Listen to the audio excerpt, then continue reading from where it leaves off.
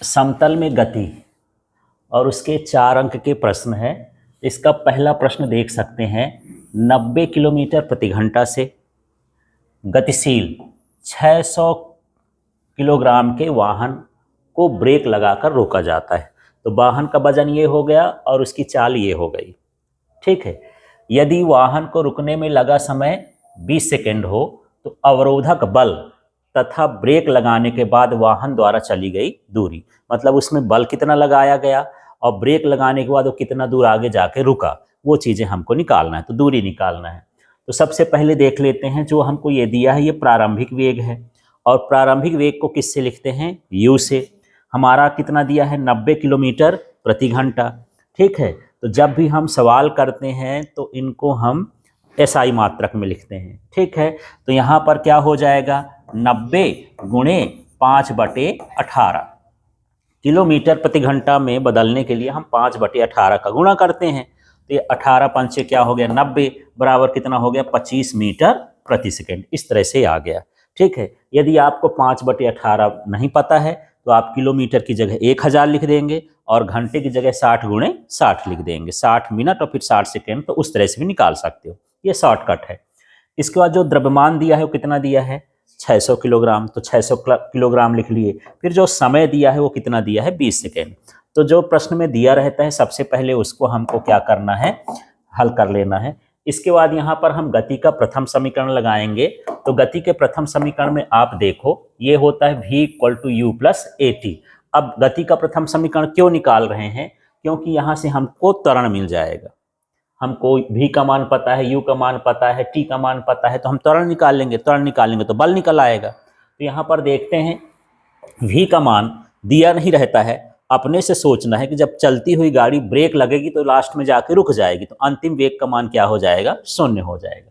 फिर यहाँ पर u का मान कितना दिया है, 25, a की जगह पर a रख दिए। t का मान कितना दिया था, 20। अब इसको हल करेंगे तो यहाँ पर 25 का पक्षांतर कर दिया तो क्या हो गया, -25, और 20 को भी पक्षांतर कर दिया तो ये गुणे में है तो कहाँ आ जाएगा, बटे में। ठीक है। अब इसको काट दोगे तो ये 55 25, 5 चौको 20, -5/4 ये इसका त्वरण आ गया। इसमें मात्रक भी लिख सकते हो, मीटर प्रति सेकेंड स्क्वायर। ठीक। अगले स्टेप में हमको निकालना है अवरोधक बल। तो बल ही है, बल का सूत्र क्या होता है, F = ma। इसको अवरोधक बल भी बोलते हैं, मंदक बल भी बोलते हैं, जो बल किसी की गति को क्या कर दे, कम कर दे। ठीक है। तो m का मान कितना दिया था, 600, तो 600 लिख दिए। a का मान कितना आया है, ये -5/4, तो ये लिख दिए। ठीक है। अब यहाँ पर जब हम काटेंगे तो इसको काट देंगे तो ये 4 × 4 ये 150 आ जाएगा, 15 × 75 हो जाएगा, 750 न्यूटन का बल अवरोधक लगेगा। माइनस है, इसका मतलब बल का मान क्या हो रहा है, घट रहा है, इसलिए माइनस लगा हुआ है। अब यहाँ पर हमको गति का तृतीय समीकरण लगा करके दूरी निकालना है ना, क्योंकि दूरी में विस्थापन इसी में होता है, दूरी माने विस्थापन हो गया, तो ये विस्थापन समीकरण है एक तरह से। तो यहाँ भी देख लेते हैं, हमको v का मान पता है, u का मान पता है, a का मान पता है, तो यस तो निकाल ही सकते हैं, है ना। तो यहाँ पर v का मान कितना हो गया, 0, अंतिम वेग 0 था, और u का मान कितना है, 25, तो 25 का स्क्वायर कर दिए। यहाँ 2 की जगह 2 लिख दिए। a का मान अभी निकाले थे -5/4, तो वो लिख दिए, और s का मान हमको निकालना है, ये विस्थापन को बताएगा। ठीक। तो यहाँ देखो, यदि हम 25 का वर्ग करेंगे तो कितना हो जाएगा, 625, ये माइनस में लिख देता हूं मैं, -625। ठीक है। वैसे हाँ डायरेक्ट ही है, ये माइनस माइनस कट जाएगा ना दोनों तरफ से, तो अभी माइनस हटा देते हैं, तो इसका 625 हो गया। अब ये कैसे आ गया, देखो 2 में से ये 2 कटेगा तो कितना हो जाएगा, 2। इस 2 को इधर भेज दोगे तो ये 625 गुणे क्या हो गया, 2। इस 5 को कहाँ भेजोगे, बटे में।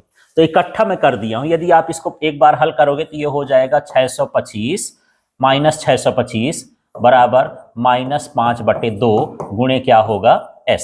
ऐसे बनेगा ना एक स्टेप। फिर इसको करोगे तो माइनस माइनस कर जाएगा, 2 का गुणा इधर, 5 का बटे में आ जाएगा।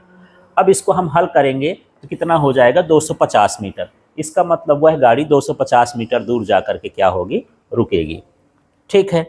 चलिए अब इस प्रश्न को भी देख लेते हैं, जो हमारा दूसरा प्रश्न है, फिर इसका हल देखेंगे, थोड़ा सा और आगे बढ़ते हैं।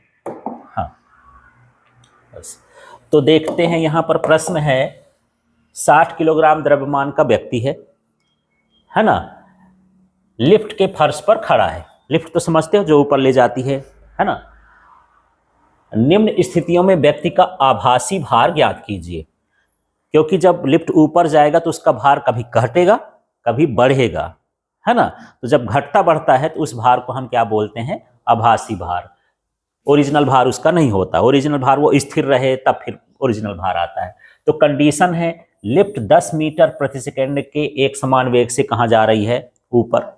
दूसरी कंडीशन है लिफ्ट 10 मीटर प्रति सेकंड के एक समान वेग से कहाँ जा रही है, नीचे। फिर लिफ्ट 10 मीटर प्रति सेकंड स्क्वायर एक समान त्वरण से जा रही, इधर वेग था, एक अब क्या आ गया, त्वरण, तो ये ऊपर की ओर जा रही है। फिर 10 मीटर प्रति सेकंड के एक समान त्वरण से कहाँ की ओर जा रही है, नीचे की ओर जा रही है। ठीक है, तो यहाँ पर हमको जो दिया है, सबसे पहले पूरी कंडीशन को देख देख के हम इसको निकालेंगे। तो यहाँ पर ए नंबर का देखते हैं। हाँ जी, ये क्या है, लिफ्ट 10 मीटर प्रति सेकंड के एक समान वेग से कहाँ गतिशील है, ऊपर। तो ये जो आर है ये उसका आभासी भार कहलाएगा। आर माने रिएक्शन फोर्स है ये, ठीक है। तो इसको हम क्या बोलेंगे, आभासी भार। तो वैसे बल का जो सूत्र होता है F=ma होता है, इसलिए यहां पर ये क्या लिखा है, ma। अब ये -mg कैसे लिखा, इसको समझना है। जब वस्तु ऊपर, लिफ्ट कहां जा रही है, ऊपर, तो g का मान हम क्या लेंगे, माइनस में, इसलिए माइनस में हो गया, -mg, इसमें -mg कर देंगे। ठीक है, अब इसमें हम मान रखते हैं। a का मान क्या हो गया, 0।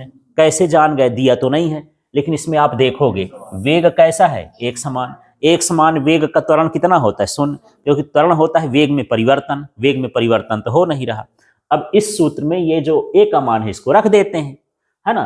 तो a का मान यहाँ 0 रखेंगे, तो इधर 0 हो गया, इसका पक्षांतर करेंगे तो क्या मिल जाएगा हमको, R बराबर mg। फिर से देख लो, इसको a की जगह क्या लिखेंगे, 0, ये 0 हो गया, mg का उधर पक्षांतर करेंगे तो mg हो जाएगा। अब आपके पास m का मान कितना दिया था, व्यक्ति का द्रव्यमान कितना दिया था, 60, g का मान कितना दिया है, 10। ठीक है, 10 मीटर, वैसे 9.8 होता है, पर 9.8 इसको कैलकुलेशन में यूज नहीं करते हैं। यदि क्वेश्चन में लिख के ही दिया है कि इतना लेना है तब वही लेना है।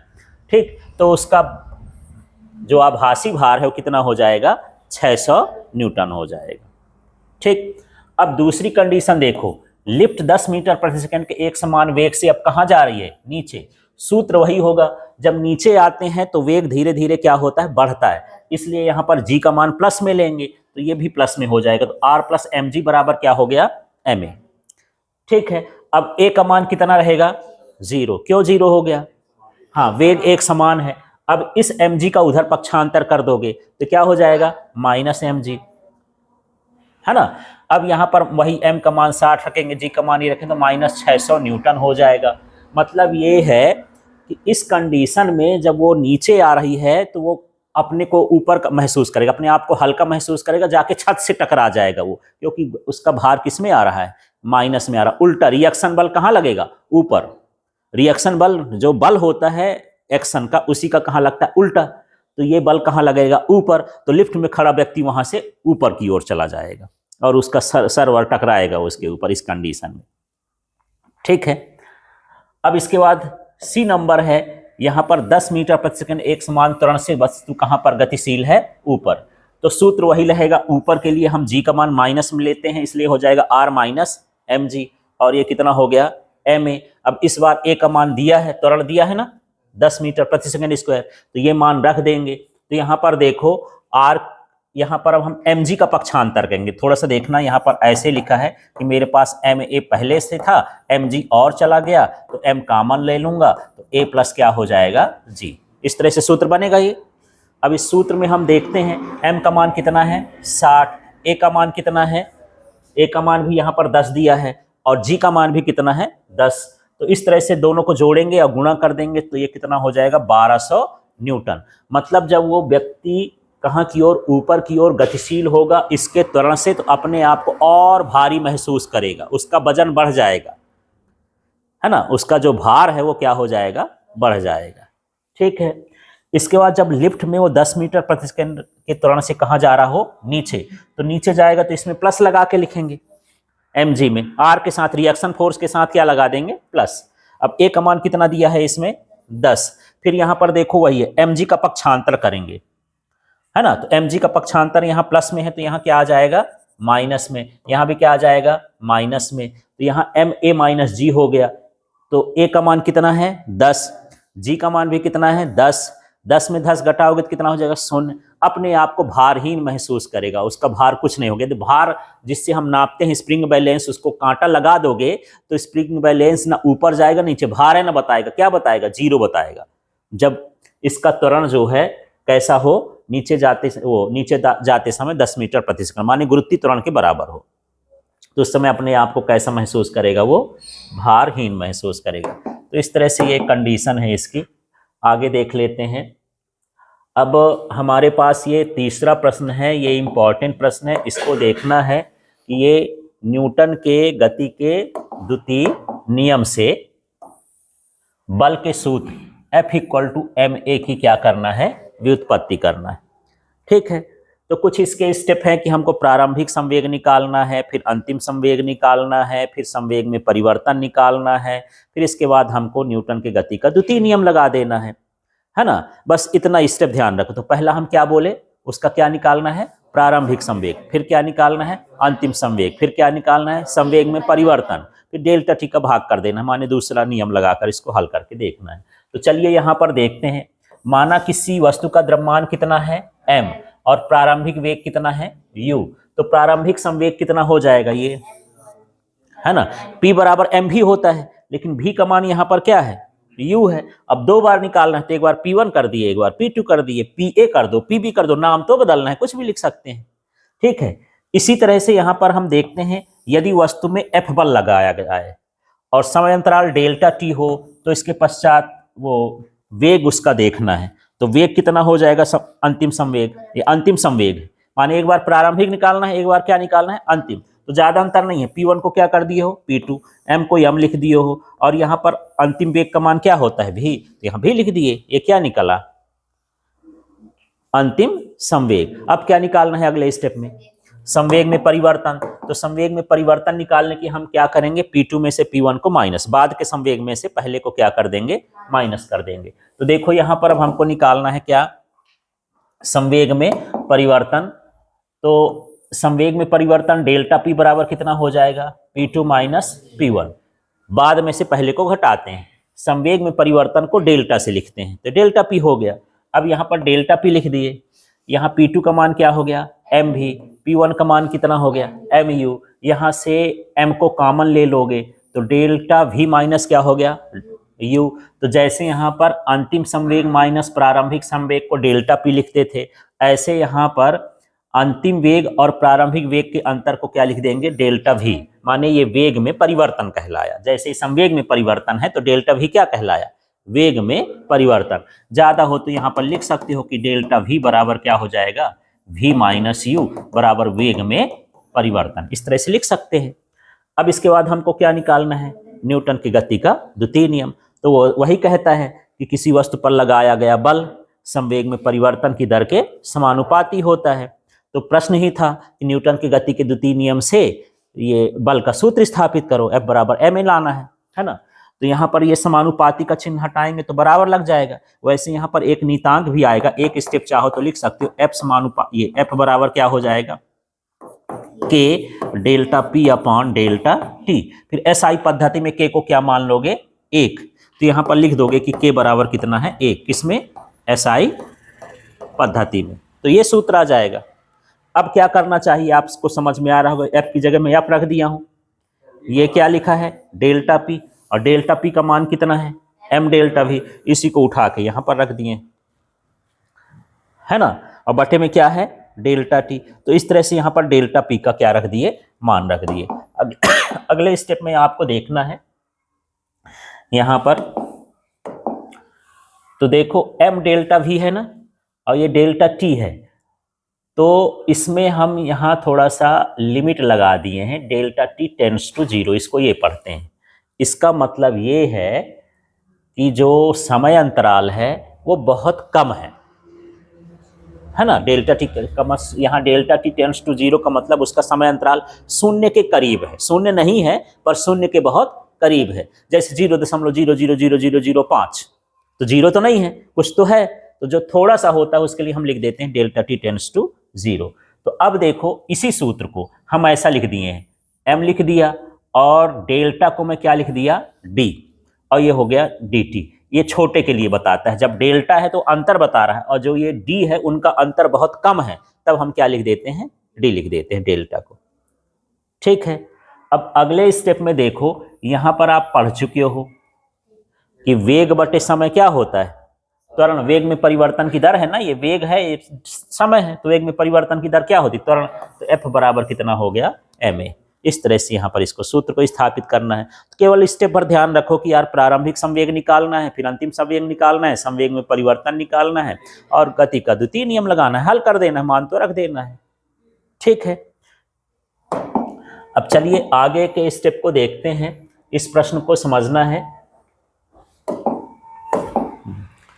ये है समतल सड़क पर वाहन के सुरक्षित चाल का हमको क्या ज्ञात करना है, सुरक्षित चाल का व्यंजक स्थापित करना। उसकी चाल कितनी होनी चाहिए कि वह आराम से पार कर सके। वैसे यहाँ पर समतल वृत्तीय सड़क है यहाँ पर। ठीक है, पूरा क्वेश्चन ये है, सड़क कैसी है, समतल भी है और साथ में वृत्तीय भी है। ठीक है, उस पर सुरक्षित चाल का व्यंजक हमको देखना है। तो यहाँ पर समतल वृत्तीय सड़क पर वाहन के सुरक्षित चाल का व्यंजक, तो ये समझ लेते हैं। ये जो चित्र बना है इधर का, तो इसको आप समझना कि मान के चलो ये जो सड़क है इस तरह से थोड़ा घूम गई है, तो वृत्त का मतलब नहीं कि फुल वृत्त बनाए, वृत्त का छोटा सा हिस्सा भी वृत्ताकार मार्ग कहलाता है। ऐसा नहीं कि अब हम उसको वाहन को जब हम चक्करे लगवाएंगे तभी उसको समझ में आएगा कि वृत्ताकार। यदि हम मुड़ भी रहे हैं छोटा सा, मतलब उस मार्ग को हम क्या मानेंगे, वृत्ताकार। ठीक है, यहाँ पर ये जो बल लगता है, ये वाहन हो गया, ये इसका वेग हो गया। अब यहाँ पर जो बल लगता है, केंद्र की ओर जो बल लगता है, उसको बल को हम क्या बोलते हैं, अभिकेंद्र बल। ठीक है, यहाँ पर देख लो, ये वाहन का चित्र है, इसमें दर्शाया गया है कि इसमें जो है अभिलंब प्रतिक्रिया कहाँ की ओर लगता है, ऊपर की ओर, और जो इसका भार है वो कहाँ की लगता है, नीचे की ओर, और जो इसका घर्षण बल है वो कहाँ लगता है, गति के विपरीत। ठीक, और घर्षण बल ही अभिकेंद्र बल देता है ना। तो इसमें अभिकेंद्र बल भी लगेगा, तो यहीं पर क्या लगेगा, mv²/r। ठीक है, क्योंकि जो अभिकेंद्र बल होता है कोई अलग से बल नहीं होता है, एक बल ही दूसरे बल में क्या हो जाता है, परिवर्तित हो जाता है। तो कभी कभी एक नंबर में पूछ दिया कि वृत्तीय गति में जो अभिकेंद्र बल है वो कहाँ से प्राप्त होता है ना, तो कहाँ से प्राप्त होता है, घर्षण बल से। क्लियर हो गया। अब जो चित्र बना है, चित्र के बारे में थोड़ा सा लिख देना है कि माना ये वस्तु है या वाहन है, तो वाहन का द्रव्यमान कितना हो जाएगा, m हो जाएगा, वाहन का वेग कितना हो जाएगा, v हो जाएगा, और वृत्ताकार मार्ग की त्रिज्या क्या हो जाएगी, r हो जाएगी, जो इसमें दिख रहा है। और यह अभिलंब प्रतिक्रिया क्या है, r है, घर्षण बल क्या है, F है, जो इसमें दिख रहा है उसके बारे में शब्द से नीचे बना दो तो उसका शब्द बन जाता है। बस इनका नाम जानना है कि कौन सा संकेत काहे के लिए। ठीक है, तो अभी हम देख रहे थे चित्र में, भार जो उसका था mg, कहाँ की ओर लगता था, नीचे की ओर। अभिलंब प्रतिक्रिया r, ये हमेशा कैसा लगता है, वस्तु के लंबवत। ठीक है, और जो सीमांत घर्षण है ये कहाँ की ओर लगेगा, केंद्र की ओर, या इसी को केंद्र की ओर यदि नहीं करना है तो इसको हम ऐसा लिख सकते हैं, ये गति के कैसा लगता है, विपरीत, है ना। ये केंद्रीय बल तो प्रदान करता है, तो ये गति के क्या हो गया, विपरीत। जिस दिशा में जा रहा होगा वाहन उसके विपरीत क्या लगेगा, सीमांत घर्षण या घर्षण बल भी बोल सकते हो। सीमांत घर्षण पूरा नहीं लिखना तो क्या लिख सकते हो, घर्षण बल। अब यहाँ पर ये है अभिकेंद्र बल F, ये हमेशा कहाँ की ओर लगता है, केंद्र, जो वृत्ताकार मार्ग होगा उसके केंद्र की ओर लगता है।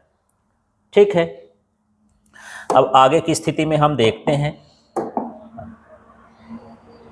तो संतुलन अवस्था में जब अभी हम चित्र बनाए थे तो इस तरह का हम चित्र मान लो, यहां पर वाहन हम एक ले लिए ना। ठीक है, यहां पर फिर से देखना, ये अपनी मर्जी से कोई भी यहां पर हम ये वाहन बना लिए इस तरह से। ठीक, तो इसका भार कहाँ लगता है, नीचे की ओर, और अभिलंब प्रतिक्रिया कहाँ लगता है, ऊपर की ओर। तो भार तो कौन संतुलित करता है, m, इसलिए r बराबर में क्या लिखा हूं, mg। फिर मान लो वाहन इधर जा रहा है तो घर्षण बल मान लो इधर लग रहा है, तो घर्षण बल को कौन संतुलित करता है? mv²/r, अभिकेंद्र बल। इसलिए यहां पर लिख दिया F = mv²/r। समझ में आ गया? अब कुछ नहीं है, यहां पर हमेशा ये दूसरे में से हम पहले को क्या कर देंगे? माइनस। और कोई जरूरी नहीं है कि दूसरा वाला यही बनाओ, हो सकता है आप पहले इसको लिख दिए हो, उसको दूसरा लिख दिए हो। तो आपको ऐसे भाग करना है कि Fs कहाँ रहना चाहिए? ऊपर। F का मान कहाँ रहना चाहिए? ऊपर। तो देखो यहाँ पर F को ऊपर करने के लिए हम किस में भाग करेंगे? 2 में से 1 को। तो 2 नंबर में देखो इधर क्या है? Fs। 1 नंबर में क्या है? R। तो बटे में क्या लिख दिए? R। इसके बाद यहाँ पर देखते हैं ये वाला, ये मैं थोड़ा डायरेक्ट कर दिया हूँ। यहाँ पर इसको लिखेंगे, इसको हटा देता हूँ, ये mv²/r हो गया, ये दूसरे का हो गया। बटे में क्या हो जाएगा? mg। तो यहाँ से mm कटेगा तो क्या हो जाएगा? v²/rg। ये आ गया। अब हमको क्या निकालना है? v ना निकालना है, चाल निकालना है। तो अब मुझे क्या करना चाहिए? यहाँ पर दो तीन चीजें और भी बदल गई हैं। ये जो Fs/r होता है, ये क्या होता है? μs, घर्षण गुणांक होता है। इसकी जगह μs लिख दिया, rg को इधर तिर्यक गुणा कर दिया, तो μs rg बराबर कितना हो गया? v²। अब यहाँ पर जो v है उसका वर्ग हटाएंगे तो ये वर्गमूल में हो जाएगा। अब सुरक्षित चाल या तो इसके बराबर हो या इससे क्या हो? कम हो। ज़्यादा होगी तो जो वाहन है वो सड़क छोड़ के बाहर चला जाएगा, वृत्ति मार्ग से बाहर फेंका जाएगा। इसलिए अपनी चाल को इसके बीच ही रखना चाहिए। तो सुरक्षित चाल के लिए क्या क्या देखो, यदि हमको चाल बढ़ाना है तो क्या क्या करना चाहिए? जो वृत्ताकार मार्ग की त्रिज्या है वो बड़ी होनी चाहिए, माने उसका घेरा ऐसे नहीं कि तुरंत मुड़ जाए, तुरंत मोड़ना होगा तो स्पीड कम रहेगी, और बहुत दूर की गोलाई होगी तो ज़्यादा स्पीड से आप मुड़ सकते हो, है ना। तो मेन त्रिज्या पर और घर्षण का मान है, घर्षण का मान भी क्या कर सकते हो? बढ़ा सकते हो, तो फिसलने से बच जाओगे। घर्षण का मान बढ़ाओ और त्रिज्या का मान बढ़ाओ तो आपकी चाल क्या हो जाएगी? बढ़ जाएगी। तो जो हाईवे रोड होती है ना, उसमें एकदम से मोड़ नहीं होते। उन मोड़ों को कैसे किया जाता है? बिल्कुल लंबा गोलाई वाला, धीरे धीरे मोड़ा जाता है, तो उसकी त्रिज्या क्या हो जाएगी? बढ़ जाएगी। जब त्रिज्या बढ़ जाएगी तो आसानी से तेज गति से मुड़ सकता है। ठीक है, तो अब यहाँ पर थोड़ा सा माइंड मैप बनाना है कि कैसे कैसे हमको सवाल करना था। तो एक चित्र बना लोगे, एक ही चित्र बना लोगे, यही वाला। ठीक है, चित्र बनाने के बाद चित्र के बारे में लिख देना है कि इसका द्रव्यमान m है ना, इसका अभिलंब प्रतिक्रिया r है, वेग v है, वृत्ताकार मार्ग की त्रिज्या r है ये, और इस पर लगने वाला बल, तो वस्तु का भार mg, कहाँ? नीचे की ओर। फिर अभिलंब प्रतिक्रिया कहाँ की ओर? ऊपर की ओर। और यहाँ पर जो घर्षण बल है वो कहाँ की ओर? गति के विपरीत। और फिर mv²/r, ये जो अभिकेंद्र बल है ये केंद्र की ओर। फिर संतुलन अवस्था में इसके बराबर इसका, इसके बराबर इसका, दोनों को भाग कर दोगे। भाग करते समय ये ध्यान रखना कि इस समीकरण को ऊपर रखना है। यदि मैं पहला कर दिया, ये वाला दूसरा हो जाएगा, तो पहले में 2 का भाग करेंगे। यदि इसको दूसरा कर दिया, इसको पहला कर दिया, तो दूसरे में 1 का भाग करेंगे। बस f का मान कैसा हो, हाँ बस, फिर v का मान निकाल दो, हल कर देना है। ठीक है, इस तरह से है। हाँ जी, अब हम इसमें अगला प्रश्न देख लेते हैं। अगला प्रश्न थोड़ा सा बड़ा सा है, थोड़ा ध्यान देना है इसमें। ये है ढालू या बंकित सड़क पर कार के सुरक्षित चाल का व्यंजक स्थापित करिए जबकि घर्षण गुणांक हो। तो आपके सिलेबस में यही है, घर्षण गुणांक वाला। तो आपके पास अब 2 तरह के क्वेश्चन हो गए और कंफ्यूजन हो जाएगा। एक समतल सड़क का होता है और एक क्या होता है? बंकित सड़क का, ढालू सड़क का, और दोनों में वाहन का सुरक्षित चाल ही पूछता है। ठीक है, तो आपको प्रश्न को समझना है कि कौन सा करना है। तो अब देखो, ढालू सड़क में हम मान लेते हैं कि यहाँ पर एक ये चित्र बना है, तो पहले यही जान ले कि यार बंकित सड़क होती क्या है। तो जब वृत्ताकार मोड़ आता है ना, तो बाहर की ओर थोड़ा सा इस तरह से क्या करते हैं? हाँ, उठा के मोड़ते हैं। बाहरी भाग क्या कर देते हैं? उठा देते हैं। तो सड़क का बाहरी भाग वृत्ताकार मोड़ पर क्या कर दिया जाता है? उठा दिया जाता है। तो उसे हम क्या कहते हैं? बंकित सड़क, या क्या कहेंगे? ढालू सड़क। अब यहां पर थोड़ा सा इस चित्र को देखोगे, चित्र थोड़ा सा बढ़ाओ। हाँ जी, तो यहां पर अब हम चित्र को देख रहे हैं। मान लो ये कोई कार है, कोई जरूरी नहीं कि इसी तरह से कार बनाना है, एक डब्बा भी बना सकते हो, कार लिख भी सकते हो, एक बिंदु भी बना सकते हो, वहां पर लिख देना कि ये क्या है? कार। ठीक है, तो यहां पर देखो, जब कार है तो कार का भार हमेशा कहां की ओर लगता है? नीचे की ओर। ये क्या हो जाएगा? mg। चित्र को समझना। ठीक है, और जो अभिलंब प्रतिक्रिया है तो वो वस्तु के कहाँ लगता है? लंबवत। यदि वस्तु झुक जाती है तो अभिलंब प्रतिक्रिया भी क्या हो जाएगा? झुक जाएगा। ठीक है, जैसे मान के चलो यहाँ पर अभिलंब प्रतिक्रिया का मतलब ये है कि ये वस्तु है, इस पर ये लंब है, तो ये क्या कहला, अभिलंब प्रतिक्रिया। यदि ये ऐसा हो जाएगा तो इसका अभिलंब प्रतिक्रिया भी क्या हो जाएगा, तिरछा हो जाएगा। लंबवत रहना चाहिए बस, वस्तु के कैसा हो, लंबवत हो। ठीक, तो यहाँ पर ये वस्तु के लंबवत हो गया। और यहाँ पर जो इसका ये लग रहा है, ये वाला बल, ठीक है, ये इसका कैसा बल हो गया, घर्षण बल हो गया। और यहाँ पर मान लेते हैं कि यदि थीटा कोण बन रहा है, कितना कोण बन रहा है, थीटा, तो एफ के अब दो टुकड़े होंगे। एफ के कितने टुकड़े हो जाएंगे, दो। घटक जिसको बोलते हो ना सदिशों का, हम क्या करते हैं, वियोजन। तो एफ का एक टुकड़ा हो जाएगा एफ कॉस थीटा, और क्या बनेगा, एफ साइन थीटा। जिधर थीटा लिखा होता है उधर क्या लिखते हैं, एफ कॉस थीटा। और एक ये टुकड़ा हो गया, इधर क्या हो जाएगा, एफ साइन थीटा। तो देखो एफ के हम दो घटक कर दिए, एक इधर जाएगा तो इसको हम क्या नाम दे दिए, एफ कॉस थीटा। एक इधर जाएगा तो इसको क्या रख दिए, एफ साइन थीटा। ठीक है। और घटक कब करते हैं, जब मान लो ये हमारा क्षैतिज है, क्षैतिज के यदि समांतर जाता है तो घटक करने की जरूरत नहीं, इससे तिरछा चला जाए, कैसे भी चला जाए। जब तिरछा जाएगा है ना, या कोई चीज लंबवत है, यदि लंबवत ना हो, तिरछा हो, ऐसे हो, तब फिर हम क्या करते हैं, घटक करते हैं, है ना। तो इसलिए यहां पर घटक करने की जरूरत है। आर के भी दो टुकड़े कर देंगे। यहाँ आर का कोण कितना है, थीटा, तो इधर क्या बनेगा, आर कॉस थीटा, और इधर क्या बनेगा, आर साइन थीटा। तो इस तरह से आपको चित्र बनाना है। और ये जो ये बना है, ये वाला एक तरह का ये घर्षण कोण को बता रहा है। ये कौन सा कोण बना हुआ है, घर्षण कोण। ये क्षैतिज तल बता रहा है, रोड का सीधा हिस्सा ऐसे होगा, उठा के बना दिए तो ऊपर हो गया ऐसा, इतना कोण पर। ठीक है। अब चित्र के बारे में यही कि जो पुराना लिखे हो कि माना एक वाहन है जिसका द्रव्यमान क्या है, m है, वृत्ति मोड़ की त्रिज्या कितनी है, r है, उसका वेग कितना है, v है, ढाल का कोण या घर्षण कोण कितना है, थीटा है। तो इसमें निम्न बल कार्य करेंगे। अब बल यहीं से देखना है। एक बल क्या कर रहा है, mg। क्या लिखोगे, वाहन का भार कहाँ की ओर लगेगा, नीचे की ओर। फिर क्या लगेगा, अभिलंब प्रतिक्रिया कहाँ लगेगा, वस्तु के लंबवत। इसके कितने घटक हो जाएंगे, दो घटक। उसके नीचे लिख देंगे दो घटक, कौन कौन से, आर कॉस थीटा और आर साइन थीटा। फिर क्या लगेगा, घर्षण बल, गति के कहाँ लगेगा, विपरीत। और गति उसके भी कितने घटक हो जाएंगे, दो, एफ साइन थीटा और आर साइन थीटा। ठीक है, माने एफ साइन थीटा और एफ कॉस थीटा। इस तरह से इसके भी कितने हो जाएंगे, दो घटक। तो जो चित्र में दिख रहा है उसी को लिख देना है। ठीक है, हाँ, एक और हो जाएगा अभिकेंद्र बल, वो केंद्र की ओर लगेगा, वो क्या हो जाएगा, mv²। तो जो उसमें बल लिखे थे तो वही बल है पिछले बार जैसे, बस इसमें घटक और बढ़ जाएंगे। ठीक। अब यदि संतुलन की अवस्था में देखेंगे तो देखो r cos थीटा और f sin थीटा, इसको मैं फिर जहां पर संतुलन आएगा तो वहां पर देखते हैं। हाँ जी, तो यहां देखो भार, ये भार कहाँ लग रहा है, mg, नीचे की ओर। अभिलंब प्रतिक्रिया कहाँ लगेगा, ऊपर की ओर। ये कहाँ लगेगा, वस्तु के लंबवत। फिर इसके घटक क्या हो जाएंगे, आर कॉस थीटा और आर साइन थीटा। फिर सीमांत घर्षण एफएस है, वो कहाँ की ओर लगेगा, ये थोड़ा सा गड़बड़ है, यहाँ पर क्या लिखोगे, गति के विपरीत। ठीक है, वो बात अलग है कि वो अभी केंद्र बल प्रदान करता है, तो केंद्र की ओर वो भी है, लेकिन एक तरह से गति के क्या कहेंगे उसको, विपरीत। ठीक। और इसके भी कितने घटक हो जाएंगे, दो, F S cos theta, F S sine theta. ये एस आपको दिक्कत करे तो आप एस हटा देना, सीधे एफ ही लिखे रहने देना। ठीक है। अब संतुलन की अवस्था में आपको थोड़ा सा देखना है। तो यहां पर हाँ, ये देखो मैं कहां से ये लिख लिया, ये आपको समझना है। R cos theta plus F sign theta plus M G. फिर यहां पर एफ साइन थीटा का पक्षांतर यहां कर दिया। ये समीकरण क्या बन गया, एक।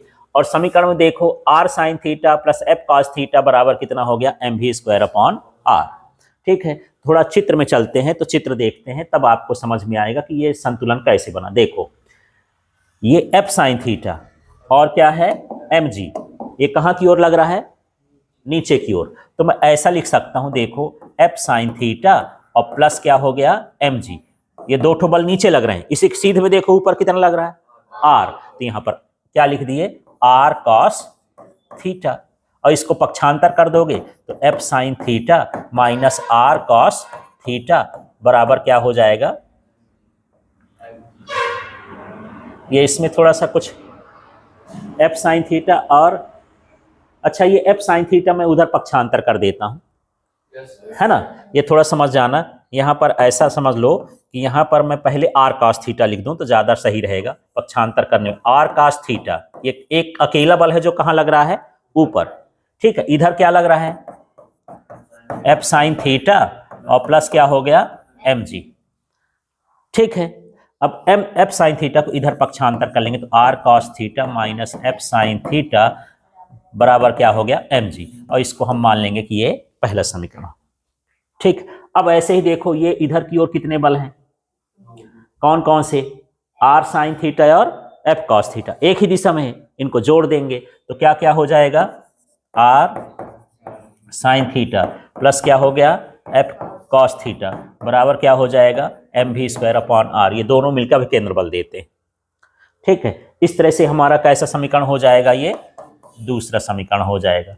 और हमेशा ध्यान रखना है एम वी स्क्वायर वाले को ऊपर रखना, इनको ऊपर नीचे लिख सकते हो, कोई दिक्कत नहीं। तो अब हम किस में से किसको भाग करेंगे, दो में से किसको भाग करेंगे, एक को, और भाग करके देखते हैं कि फिर क्या आता है।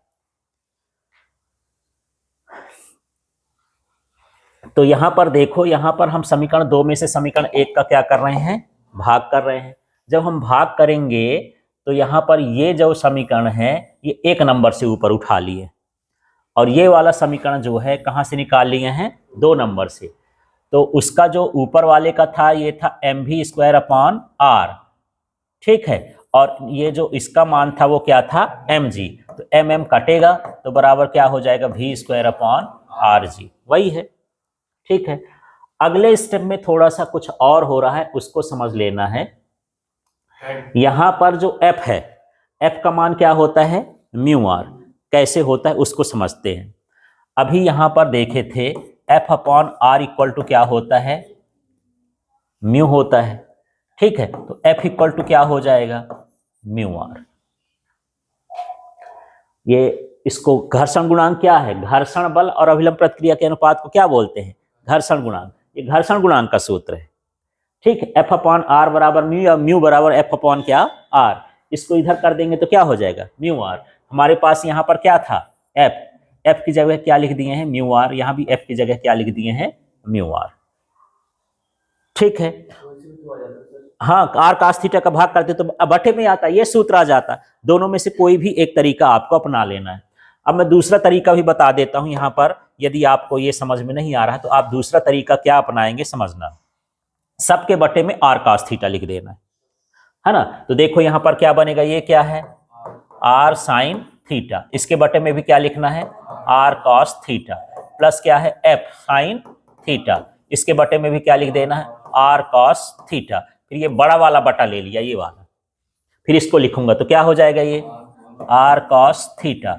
इसके बटे में भी क्या लिखना है, R cos theta minus F sign theta. इसके बटे में भी क्या लिखना है, आर कॉस थीटा। इधर कुछ नहीं लिखना है, जो हमारे पास था क्या है, V square upon R G, वो लिख देंगे। कहाँ एफ कॉस थीटा है, ऊपर वाले में, हाँ। तो यहाँ पर एफ कॉस थीटा, जो भी मान है वो रख दो। अब मान रखने के बाद सबके बटे में क्या लिख देना है, आर कॉस थीटा। अब समझना, इसमें जो है आर आर कट जाएगा, क्या बचा, हाँ, तो साइन थीटा बटे कॉस थीटा क्या होता है, टेन थीटा। ये वाला मैं ये स्टेप यहाँ से अभी नहीं हटा रहा हूँ, केवल वो स्टेप कर सकते हो, ये भी कर सकते हो डायरेक्ट करना हो तो। ठीक है, तो ये टेन थीटा आ गया। अब यहाँ कॉस कॉस ये कट जाएगा, क्या बचा, हाँ, तो म्यू बराबर क्या होता है, तो एफ अपॉन आर की जगह क्या लिख सकते हो, म्यू। इसलिए यहाँ पर क्या लिख दिए हैं, म्यू। ऊपर का काम खत्म। अब नीचे देखते हैं, आर कास थीटा पूरा कट गया, क्या बचेगा, एक, तो यहाँ एक आ गया। फिर यहाँ पर देख लेते हैं एफ अपॉन आर क्या होता है, म्यू। तो एफ अपॉन आर की जगह क्या लिख दिए, म्यू। साइन थीटा बटे कॉस थीटा क्या होता है, टेन थीटा, तो टेन थीटा लिख दिए। V square upon R G तो पहले से था। अब हमारा टारगेट क्या है, भी निकालना।